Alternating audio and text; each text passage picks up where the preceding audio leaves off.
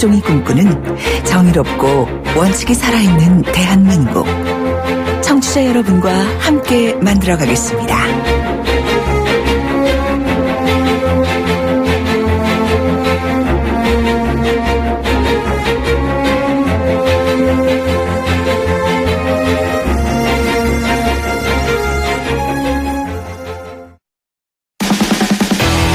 돌려보고 비틀어보는 오늘의 이슈. 이종훈의 뉴스 측면 승부. 네, 오늘의 핫 이슈 한 가지를 돌려보고 비틀어보는 남자 이종훈 박사와 함께합니다. 어서 오십시오. 네, 정면 승부의 측면을 담당하고 있는 이종훈입니다. 예, 반갑습니다. 네. 오랜만에 또 뵙네요. 네. 네, 오늘의 이슈는 뭔가요? 코드 네버의 반란. 아, 코드 네버? 네. 이게 뭡니까? 예. 좀 생소한데요. 아, 그러시죠. 예. 무슨 암호명 같이 좀 그러게요. 느껴지기도 하고 영화 제목처럼 느껴지기도 네버다이 하고. 뭐 이런 것처럼. 그렇죠. 예, 그런데 이게 코드 커팅에서 유래한 그 단어고요. 유료 케이블 방송을 끊거나 아예 신청하지 않고 인터넷으로만 TV 방송을 시청하는 세대를 이야기한다고 그럽니다. 사실 요즘 세대들은 유선 전화 신청도 거의 안 하잖아요. 맞아요. 예. 전화 뭐 다 휴대전화로 하면 되니까. 그렇죠. 이제 선 다 끊고. 예. 예. 저도 이제 무선으로 다. 코드 네버 세대에 속하는 것 같아요. 그죠. 저도 자취할 때 TV 없이 그냥 인터넷 컴퓨터로 다 볼 수 있었거든요. 네. 그 세대에 어떤 변화가 있습니까? 예. 그래서 이번 대선에서 이 세대에 뭔가 좀 변화 조짐이 좀 보인다. 어허. 이게 이제 오늘 핵심입니다. 예. 그러니까 뭐 안 그래도 지금 이번 대선이 지금 굉장히 국민적 관심사일 수밖에 없잖아요. 그럼요. 그러니까 뭐 박근혜 전 대통령 탄핵 사태가 있었기 때문에 더욱더 이제 그런데 이 대선 후보 TV 토론 그래서 시청률도 굉장히 높지 않습니까? 엄청나더라고요. 자, 그런데 시청률만 높은 게 아니고 스마트폰이나 노트북 같은 기기로 시청한 비율이 아주 많이 높아졌다. 예. 이게 이제 좀 통계로 좀 잡히고 있어요. 어느 정도 그러니까 네이버 같은 경우에 이제 1차 토론 때만 해도 관심이 좀 적었는데요. 2차 토론 때 1차 토론 대비 168%. 어허. 그다음에 3차 토론 때는 1차 토론 대비 153%. 시청층이 굉장히 확 늘어났다는 거죠. 네. 그리고 카카오로 이제 보는 경우도 1차 토론 대비 2차 토론 때 45%, 3차 토론 때 50% 이렇게 증가를 했다는 겁니다. 그래서 이게 TV 시청률도 굉장히 높은데 그것만으로 우리가 평가를 내릴 수 없는 그런 상황이 좀 된 거죠. 예. 3차 토론은 지난주 일요일에 TV 시청률도 굉장히 높게 나왔더라고요. 그렇죠. 네. 근데 인터넷 시청자 뭐 DMB 이런 것까지 포함하면은 훨씬 더 많았다고 봐야겠네요. 그렇습니다. 그러니까 3차 토론 합계 시청률이 무려 34.477. 이야. 그러니까 34.5%에 거의 예. 근접을 했거든요. 이거 뭐 요즘 이런 정도 나오는 드라마도 잘 없잖아요. 대박 나는 드라마죠. 예. 예. 그런데 이게 이제 지상파 3사, 종합편성 채널 2개사, 그다음에 보도 전문 채널 2개사 시청률 다 합산한 거긴 합니다. 예. 자, 그런데 인터넷으로 조금 전에 말씀드린 것처럼 이렇게 시청한 것까지 합치게 되면 실제로는 훨씬 더 높다. 이렇게 봐야 되는 거죠. 예. 더군다나 이 젊은 층들은 뭐 이렇게 아르바이트도 많이 하고 또 이렇게 주말 되면 또 놀러도 많이 다니고. 네. 그래서 상대적으로 사실은 좀 이제 이 TV 시청이 좀 떨어진다라고 봤을 때 인터넷으로 나중에라도 본 사람들이 의외로 굉장히 많다. 예. 이런 거죠. 뭐 코드 네버도 어쨌든 TV 토론을 열심히 본다고 한다면은 네. 이런 뭐 스마트폰이나 컴퓨터로 보는 분들도 열심히 본다면은 아무래도 젊은 층이 많다 보니까 네. 청년 세대의 관심이 그대로 투표율로 이어질 가능성은 얼마나 있을까요? 이번에는 굉장히 높지 않겠냐. 이런 관측이 나오고 있습니다. 안 그래도 사실은 이제 중앙선관위가 지난 16일 날 조사에서 이제 발표한 내용이 있어요. 예. 그러니까 19살부터 29세 사이 그 유권자에게 이 투표 참여할 의사가 어느 정도 있는지 그걸 이제 조사를 해봤더니 투표 참여하겠다 이렇게 의사 표현한 사람 비율이 무려 84.2%. 예. 그런데 이게 지난 대선 대비 엄청나게 많이 올랐다는 게 이게 방점입니다. 뭐냐면 18.5% 포인트나 상승을 했다는 거죠. 예. 그러니까 이 정도 수치면 엄청나게 늘어난 거 아니겠습니까? 예, 예. 물론 이제 뭐 이렇게 의사 표현했다 그래서 다 뭐 투표장에 나간다 이렇게 보기는 어렵겠지만 실제로 이제 이런 관심도가 높으면 역시 이제 투표율은 높아지지 않을까 이렇게 여겨지고요. 그래서 이제 TV 토론도 더 열심히 보는 것 같고 예. 투표에 대한 관심이 높기 때문에 그리고 자연스럽게 이것도 투표율 상승으로 좀 연결될 가능성이 높은데요. 이 코드 네버의 특징은 보면 이제 요즘은 시청을 하면서 인터넷 TV라든가 이런 데 보면 막 댓글을 실시간으로 달잖아요. 그게 재밌어요, 참. 예. 예. 그래서 그 다음날 오히려 이게 막 신문에 보도가 나오고 맞아요. 이런 식인데 자, 그러다 보니까 실시간으로 정보 교류를 막 하는데요. 네. 뭐 이런 정보가 최근에 또 많이 돌았다 그래요. 어떤 겁니까? 해외여행 중에 또 나는 제외투표소에 가서 투표를 하겠다. 오호. 예.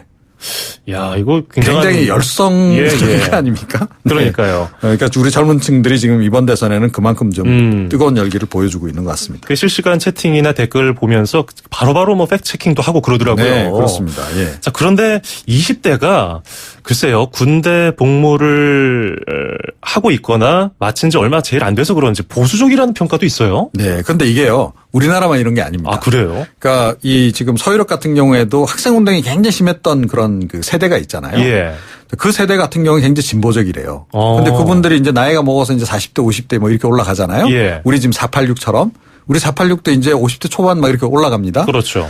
자, 그런데 그 세대는 굉장히 진보적인데 오히려 그 밑에 세대들은 의외로 보수적이라는 거예요. 그러니까 뭐 취업도 잘 안 되고 힘들고 이러니까 이제 의외로 보수화 된다. 뭐 이런 이제 경향성이 있는데 예. 우리도 사실은 그 비슷한 그런 조사 결과가 얼마 전에 나온 게 있어요. 그러니까 예. 문화일보하고 서울대 그 폴랩이 리얼미터 이제 여론조사 기관에 의뢰해서 조사 결과인데 21개 정도의 그 주요 이슈 이번 대선에서 주요 이슈 주요 네. 공약 그 선호도 이렇게 조사를 해봤더니 60대가 일단 가장 보수적인 거로 나왔고 이건 뭐 우리 추정하는 거와 거의 비슷한데 예. 의외로 그 다음으로 보수적이었던 게 20대였다는 겁니다. 어허. 그리고 역시 40대가 가장 진보적이고 그 다음이 30대가 진보적인 것으로 이렇게 나타났다 그래요. 그래서 이 코드 네버 세대 사이에서도 그러니까 뭐 주로 2030 아니겠습니까? 예. 그러니까 20대 30대 그 중에도 이 세대 간의 좀 차이가 이번에 좀 있지 않을까. 대선 결과에서도 예. 이게 좀 반영되지 않을까 이런 분석입니다. 예, 참 재밌는데요. 코드네버 세대들에게 오늘 하나 광고해드리면은 잠시 뒤에 4차 또 TV 토론도 있잖아요. 네, 그렇죠. 저희 94.5MHz YTN 라디오에서도 해드리니까요. 예스로도 들으실 수 있습니다. 참고하시기 바라겠습니다. 자, 오늘 잘 들었습니다. 네. 네, 지금까지 시사평론가 이종훈 박사였습니다.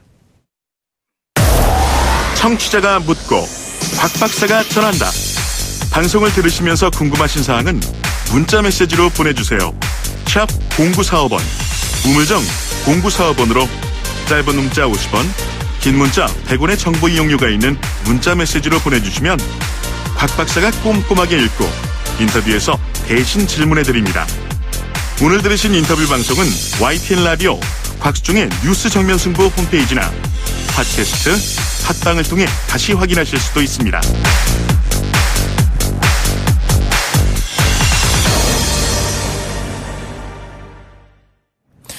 네, 오늘 제19대 대선 재외국민 투표가 시작됐습니다. 대통령 탄핵 이후에 치러지는 조기 대선이어서일까요? 많은 교민들의 관심이 뜨거워서 재외국민 투표에서 역대 최고 투표율이 기대된다는 분석도 있습니다. 선거가 치러지는 여러 나라 중에서도요. 일단 가장 해가 빨리 뜨는 뉴질랜드 오클랜드에서 처음으로 투표가 시작됐습니다. 새벽부터 첫 번째로 투표하기 위해서 기다린 분이 계신데요. 의미 있는 한 표를 행사하고 오신 뉴질랜드 오클랜드의 교민 양진훈 씨 연결해서 현지 분위기 들어보겠습니다. 양진훈 씨 나와 계신가요? 네, 안녕하세요. 예, 반갑습니다. 네, 반갑습니다. 예, 지금 뉴질랜드 오클랜드에 계신 거죠? 예. 예. 거기서 사신 지는 얼마나 되셨나요? 2010년대에 왔으니까요. 아. 이제 횟수로 7년 됐네요. 예, 지금 현지 시각이 몇 시인가요? 지금 9시 42분이요. 아하, 3시간 빠르군요, 우리나라보다. 네. 일단은 외국에서 가장 먼저 우리나라 국민으로서 투표를 하셨어요. 네. 예, 1번으로 대선 투표를 마친 소감 짧게 들어볼까요? 우리의 목소리를 가장 내는 게, 좋은 방법이 투표라고 생각하는데요. 예. 한국이든 뉴질랜드든 선거는 제가 한 번도 빠지지 않고 했거든요. 예. 네, 특히 이번 대선은 역사적으로 너무 큰 의미를 지녔다는 생각이 들어서 첫 번째로 투표를 하고 싶었어요. 예. 그 너무 투표소하고. 기분이 좋네요. 예. 투표소하고 댁하고 거리는 좀 걸렸나요? 저희 집에서 차로 한 20분 정도? 가까운 곳에 있었네요. 네네. 예. 투표하기 위해서 기다리신 시간도 좀 길었나요? 제가 새벽 4시에 나왔으니까 어휴. 8시에 투표를 시작했고요. 예. 네, 한 4시간 기다렸던 것 같아요. 4시간이나 1등으로 투표하시려고. 네네. 예, 평소에도 그렇게 일찍 일어나십니까? 아니요. 전혀 그렇지 않습니다. 근데 투표를 위해서 오늘 새벽 4시부터. 마침 오늘이 뉴질랜드 한국으로 치면 현충일이에요. 예. 그래서 오늘 쉬는 날이었고요. 아하. 그래서 일찍 일어날 수 있었어요. 예. 오늘 뉴질랜드에서 몇 분 정도 투표에 참여하셨는지 혹시 아시나요? 지금 제가 알아봤는데 827분 그래서 투표를 하셨다고 그러시더라고요. 총 그 동네 그 선거 투표소 가까이 있는 분은 몇 분 정도 되나요? 제가 알기로는 오클랜드에서만 3,000 후반대의 분이 그 등록을 하셨고요. 예. 그래서 오늘 투표하신 분은 827분 그렇군요.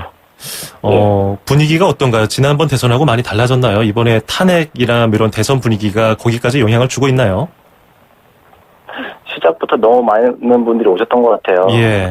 제 바로 뒤에 오셨던 분이 지난번 대선에서 첫 번째로 투표하셨던 분이시거든요. 예. 그분 얘기를 들어보니까 그때는 이렇게 많이 오지 않았다고 하더라고요. 그렇군요. 그래서 이번에는 좀 열기가 많이 있는 것 같습니다. 예. 자, 앞으로도 저희 우리나라 국내 정치권에 많이 관심 부탁드리고요. 해외에서도 예. 건강 유의하시고 앞으로 잘 지내시기 바라겠습니다. 고맙습니다. 네, 감사합니다. 예. 뉴질랜드에서 오늘 첫 번째로 재외국민 투표에 나선 교민 양진호 씨 연결해봤고요. 이번에는 중국으로 가보겠습니다. 중국은 우리나라와 아직 시차가 1시간밖에 나지 않아서 아직 진행 중이라고 하는데요. 중국 상하이에서 여행 작가로 일하고 있는 서혜정 씨 연결해보겠습니다. 나와 계세요? 네, 안녕하세요. 중국 상하이입니다. 예, 안녕하세요. 오늘 투표하셨나요? 네, 했습니다. 예, 많은 분들이 중국에서도 관심 갖고 있다고 하시는데 현장 분위기는 어땠나요? 네, 오늘부터 30일까지 상하이에서도 이 대통령을 뽑는 재외국민 투표가 시작이 됐는데요. 예. 저는 오전 10시쯤 영사관을 찾아서 투표를 했습니다. 이 재외국민 투표 첫날인데도, 이 첫날 오전 시간인데도 상당히 많은 분들이 줄을 서서 투표를 하고 있었고요. 예. 부부가 같이 손을 잡고 오시거나 또 아주 어린 신생아를 안고 오는 부부도 있었고요. 또 가장 눈에 띄는 점은 유학생들이 상당히 많았습니다. 2, 3, 4월 모여서 투표장을 찾고 투표 후에는 인증샷을 찍어서 SNS에 바로 올리는 모습을 볼 수가 있었는데요. 예. 제가 2012년 대선 첫날보다 오늘이 훨씬 많은 분들이 찾으신 것 같습니다. 관심이 더 높아졌다고 볼 수 있는 그런 방증인데요. 어떤 말씀들을 나누셨나요, 보통?